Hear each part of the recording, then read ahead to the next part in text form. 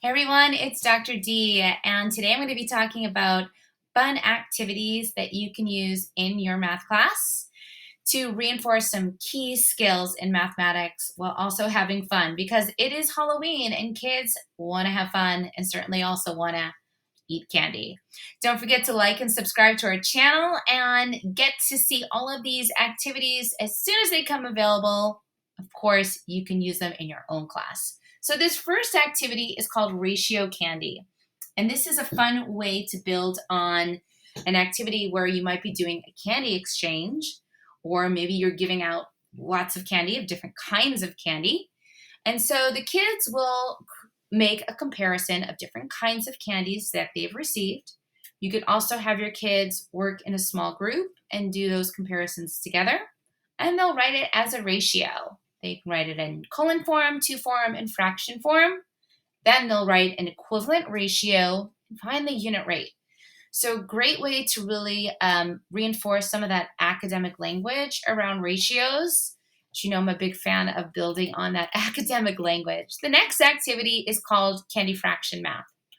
And this is a fun activity.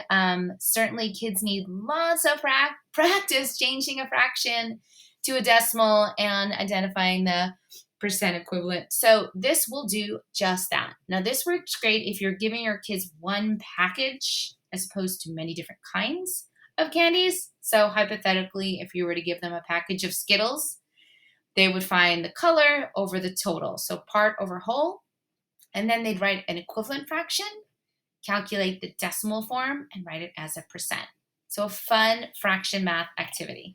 And of course, they can then extend that and make it into a graph. You can use pie graph, bar chart, etc., based on the data that they've collected. Finally, if you're willing to extend the wonders of ratio into pie, you can bring in some different size pumpkins and you can have your students calculate the ratio of the circumference of the circle to its diameter and express that in ratio form. And the students will discover why pi works and why it's constant. So this is a fun activity and it's a great way to get your kids hands-on and discussing using the academic language, calculating by dividing decimals. So great way to just make math interactive. Extending on those activities, I love this candy math activity. This is a table. They're using the sticky notes and they're writing their fractions, their part over whole fraction totals into this Jamboard.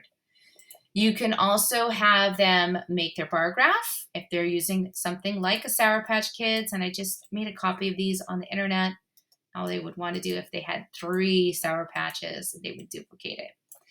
And there's great opportunities for kids to practice using these candy corns and making some sweet conversions.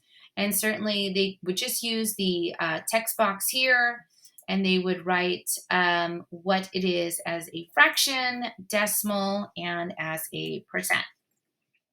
Quick and easy, sweet conversions. And of course, my Bitmojis on the scene, letting the kids know that I can be silly too, which makes Halloween math so much fun. Building on that, we did a wonderful activity the week before where kids got to make their own mini-me. And we talked about scale and scale factors. So if you are doing this 7th grade content standard, this is another fun activity for your kids to engage in. And if you're familiar with the 3x math task, this was my hook.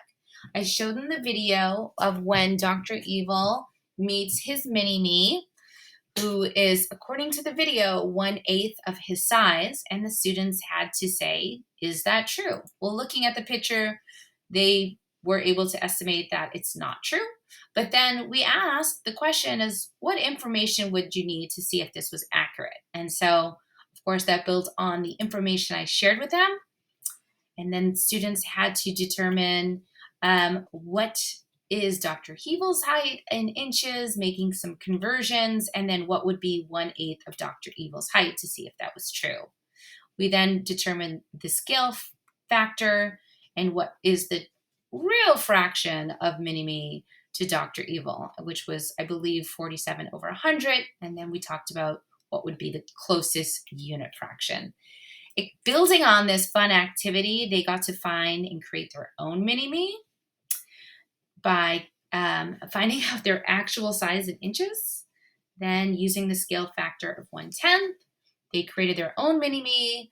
They actually drew it on a page, and then we extended that into determining their height in centimeters because my students need to practice multiplying decimals, which I think is really important.